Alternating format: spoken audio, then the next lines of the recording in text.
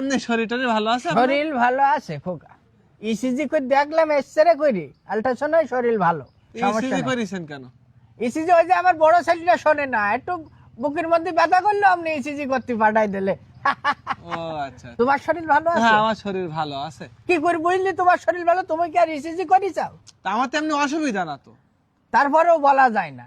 যাই হোক, ওই মসজিদ কমিটির আমি তো সভাপতি, আজ না সে তো কয়েকবার রানিং, হ্যাঁ। তাই এমনি আমার আমার ধারবার আছে তো, সামনের বার হ্যাঁ, আবার আল্লাহ কি বলেন, আপনার প্রশংসা সবসময় সবাই। করে। হ্যাঁ, হ্যাঁ। আর পারবে না কেন? তাই তো। আমার যে ফিটনেস, যে পোশাক আশাক, যে সাজসজ্জা, জি। এতে করে কিন্তু আমার সভাপতিতে যায়।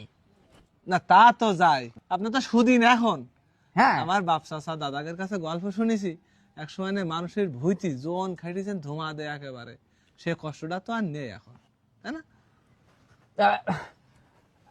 না মানে না, তারপরে আবার শুনছেন যে আমার ওই দাদা যখন ওই বাড়ি ছিল, ওই জায়গায় আপনারা যাতেন সবাই, আমার চাচারা, আপনারা তো ভাই ভাই যখন খাওয়া দাওয়া করিয়ে আসতেন, কিন্তু খাওয়া দাওয়া হইতো না তোমার ঠিক মতো। আবার এসব কথা, ও যা গেছে তা গেছে, ওটা সে কষ্ট তো আর নেই এখন। না না, এসব হ্যাঁ। বলতে নেই, এসব বলতে নেই। এখন আমার যে ধারবার এলাকায় আমার সভাপতি আমার কাছ থেকে সামনের বড় যেন আমি পাই, এটা তোমরা মাথায় রেখো। না সে ঠিক আছে। এখন তাহলে ওই আমি ওই আসার সময় শুনিয়ে আসলাম যে আপনার তো এখন ব্যস্ততা কম, আপনি আমারও বললেন। হ্যাঁ হ্যাঁ, তা এখন আপনার মনে হয় ফুল এবারে- ফিরে এটা আমি। এখন মনে হয় ইয়েতে কাফে বসতিবেন, আপনার মসজিদে হুজুরও দেখি বলা বলি করতে আপনার কাছে আসতে পারে বলো।